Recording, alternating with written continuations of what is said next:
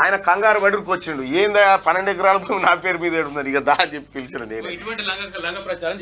అయితే తెలంగాణ ప్రజలారా ఒకటై చెప్తా, అరే ఆయనకిచ్చి మామకిచ్చి, తెలంగాణ ప్రజలారా, కేటీ రామారావు నువ్వు ఇంకా ఇటువంటి చిల్లరేషాలు ఎన్ని చేసినా నువ్వు ఏమీ చేయలేవు.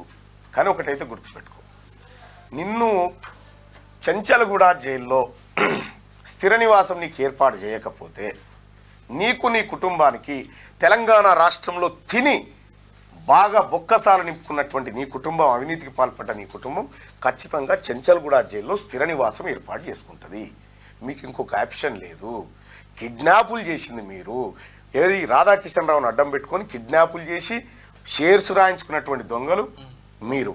అయితే నాగరాజన్న ఆయన తీసుకొని పోయి మంచిగా లైవ్ కిట్ ఇస్తా, తీసుకొని పోయి వాడు ఆడున్నా సరే పట్టుకొని సబ్ రిజిస్టర్ ఆఫీస్ కాడికి పోదాం రారా, ఆ 12 ఎకరాల భూమి నాకు చెప్తా అంటే చూపించమనికి అంతే. 12 ఎకరాల భూమి నేను ఆ అన్నని పిలిచింది అవతరణ వేడుకల కోసం రాష్ట్ర ప్రభుత్వం రావాలి అనేటువంటి ఉద్దేశంతో ఆ అన్నను పిలిచిన.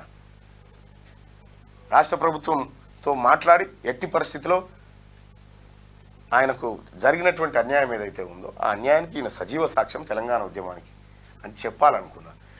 వీళ్ళు కేటీ రామారావు, తీన్మార్ మల్లన్న ఒకటైతే ఆయన ఫస్ట్ వాడ కేసు పెట్టమను ఏడా ఫస్ట్ ఇడి కోరి ఇంత తానికి పోయి వీడు దొరికిండు అనుకో, దొరికితేనేమో తీసుకొని పోయి, దొరకకపోతే మా పాపం మా మామ ఆటో నడుపుకుంటారు, ఆ ఆటోలను ఎక్కించుకోరు వాడిని గుంజుకొచ్చి ఎక్కించుకొని సబ్ రిజిస్టర్ ఆఫీస్ కాడికి పోయి సాక్షి సంతకం పెట్టి రాంతో, ఎందుకంటే చూసినోడు వాడే కదా, వాటితో సాక్షి సంతకం పెట్టించి నీ పేరు మీద చేయమని చెప్పు. ప్రజలారా సరే వాని సంగతిగా ఎలక్షన్ అయిపోయిన సంగతికి చూద్దాంలే. కానీ ఒక మాట చెప్తా ఉన్నా, పట్టభద్రుల ఎమ్మెల్సీ ఎన్నికల్లో ఒక తీన్మార్ మల్లన్న గెలవద్దని ఇటువంటి లుచ్చా పనులన్నీ తల మీదకి ఎత్తుకున్నారు. మొత్తం ఇంక ఇవే కాదు, చాలా ఎత్తుకుంటారు, ఎత్తుకోవాలి కూడా. వాళ్ళు ఎత్తుకుంటేనే జరిగేదంతా జరుగుతూ ఉంటుంది.